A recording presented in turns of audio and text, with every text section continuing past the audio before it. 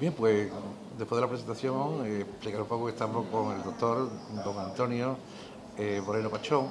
Es biólogo y además un empresario dedicado sobre todo al mundo de la investigación. Antonio, buenas tardes. Hola, ¿qué tal? Buenas tardes. Bueno, ¿cómo es el mundo de la investigación donde tú te mueves? ¿Complejo, difícil, duro? Es muy complicado, muy difícil, muy a largo plazo. Es una maratón, es una carrera de fondo total, pero también es muy agradecido, porque al final uno llega a sitios donde tiene el privilegio de ver cosas que nadie ha visto, de encontrar cosas que nadie ha encontrado nunca.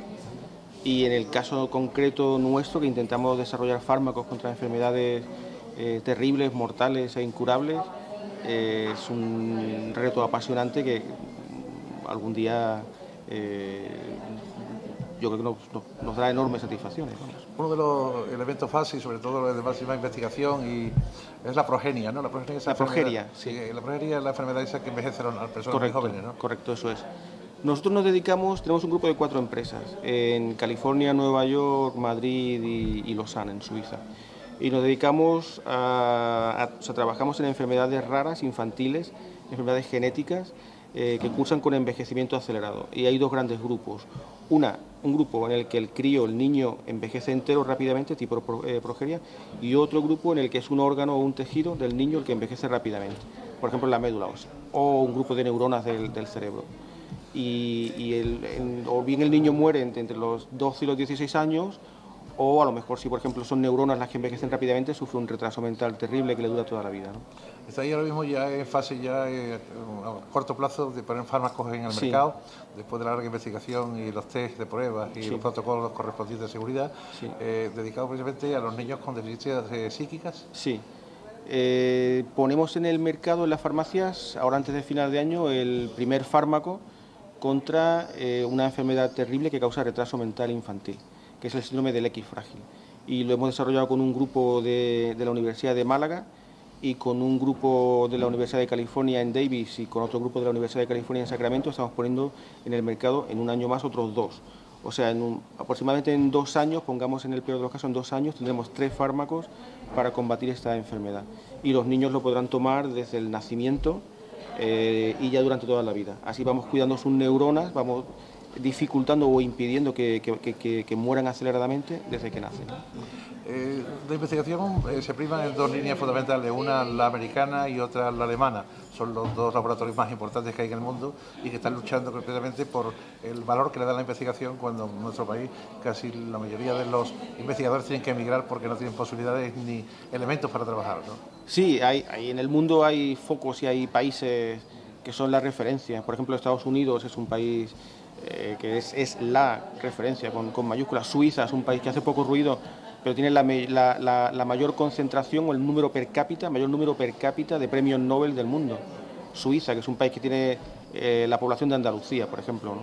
En Suiza, por ejemplo, el 46% de su Producto Interior Bruto tiene que ver con la industria farmacéutica, mientras que en un país como España formamos a nuestros investigadores y los echamos fuera para que lo aprovechen los suizos o los alemanes o los americanos. Japón y el emergente Canadá. Japón es un país muy complicado, pero también muy puntero. Y luego vienen países como Canadá, Australia, por ejemplo, en enfermedades raras es un país muy interesante, etcétera. Es una carrera en la que hay varios participantes y nosotros vamos de los últimos y además corremos más despacio que el Don resto. Antonio Moreno Pachón, biólogo. ¿Qué habría que decir la administración? La administración hay que dejar un tirón de oreja porque yo creo que se deja escapar los mayores talentos después de formarlos, elevarlos y después prácticamente lo testan en el extranjero y se quedan con ellos. Mira, en España habría que multiplicar como mínimo por 2 como mínimo, el número de científicos públicos. Si los comparamos con Francia, un país con el que debemos competir a nivel industrial, tenemos la mitad per cápita. El tamaño del CSI comparado con el del CNRS es más o menos la mitad. O sea, en España tenemos que como mínimo duplicar. Tenemos que multiplicar como mínimo por cuatro el presupuesto anual en I+D y que luego toda esa I+D acabe pasando a patentes y las patentes acaben creando empresas, etcétera, y que se cierre el círculo. Las empresas crean puestos de trabajo de alta calidad, pagan sus impuestos aquí, etcétera. Si la gente se va, si creamos empresas en California, en Nueva York, al final acabamos aumentando el PIB de Estados Unidos o el PIB de Suiza, que ya es muy alto, o el alemán. No cabe duda que la investigación se prima los que lo pagan después lo revierten en la sociedad, claro, y además claro, lo hacen cotizable, digamos, en bolsa a través de claro, sus productos, ¿no? Ahora está pasando aquí en Andalucía, en España, en todos los elementos entre lo que es la farmacopea clásica de calidad, ¿no? Y después lo que son ya otros elementos que se están hablando de medicamentos ya un poco transgénicos, digamos, ¿no? No están precisamente los que están utilizando ahora, ¿no? Como, no tiene la misma validez una cosa que otra, ¿no? Yo creo que esos fármacos, esas terapias avanzadas son una parte del futuro. Pero el típico fármaco clásico, una molécula que es un receptor y tiene una causa, un efecto bioquímico concreto, ese tipo de aproximación farmacológica seguirá vigente por siempre. Simplemente yo creo que ampliamos, conforme más conocemos, más ciencia se hace, más conocimiento hay, ampliamos el tipo de fármacos que se pueden hacer. Trabajáis en un elemento que es fundamental, que es la molecular, ¿no? O sea, estáis trabajando Sí. ya casi en el embrión del embrión del embrión, o sea, casi en lo mínimo, ¿no? Para poder empezar a avanzar, ¿no? Nosotros trabajamos con moléculas que no se pueden ver. Uno ve el efecto, uno puede medir el efecto, a veces bien, a veces mal, pero podemos medir el efecto de esas moléculas, pero verlas no. Hay moléculas que con ciertos microscopios se pueden ver, pero el tipo de moléculas con las que trabajamos nosotros no.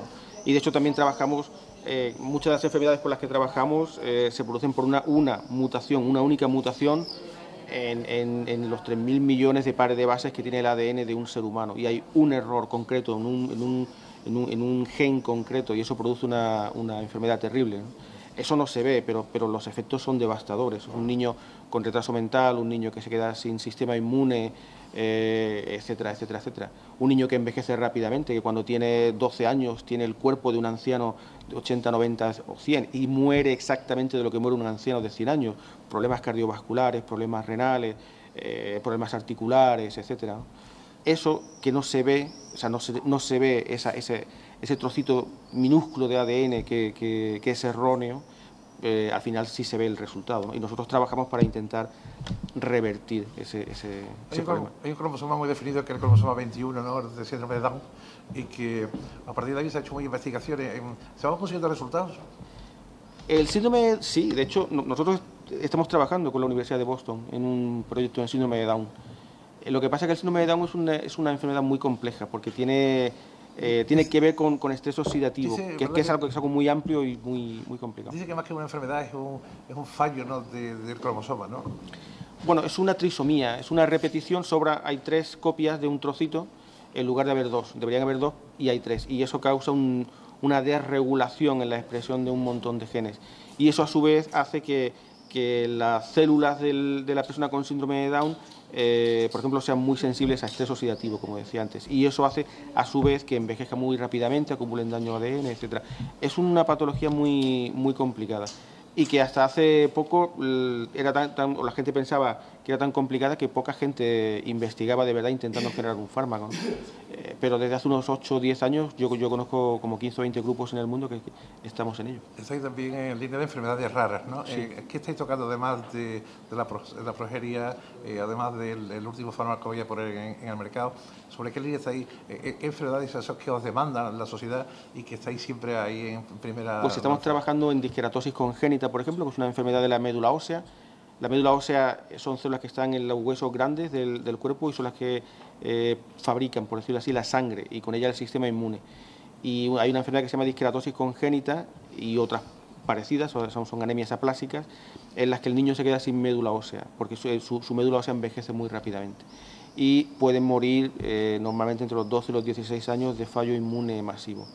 Otra enfermedad que nos interesa un montón y estamos trabajando para generar un fármaco contra ella es la ataxia telangiectasia, que es una enfermedad en la que envejecen y mueren rápidamente las células de una parte del sistema nervioso central, que se encarga de los movimientos finos, de coordinar los movimientos finos. Entonces, esos niños se quedan, al final se vuelven muy espásticos, acaban en una silla de ruedas, pierden el habla, etcétera, y también como consecuencia indirecta se acaban teniendo problemas en su médula ósea y en sus pulmones. Es una enfermedad devastadora porque el crío tiene todo su potencial cognitivo intacto y sin embargo se van viendo reducidos casi a un vegetal, ¿no? Por eso le doy las gracias al doctor don Antonio Moreno Pachón, investigador, además ejecutivo de una empresa multinacional que se dedica a la investigación, y desearle todo lo mejor del mundo, porque todo lo que caiga en sus manos y pueda conseguir también será para la humanidad y como consecuencia para nuestra familia en último caso. Doctor, muchísimas gracias. Pues muy amable, muchas gracias. En eso andamos, en intentar hacer algo por la vida. Muchísimas gracias. Muy amable, gracias.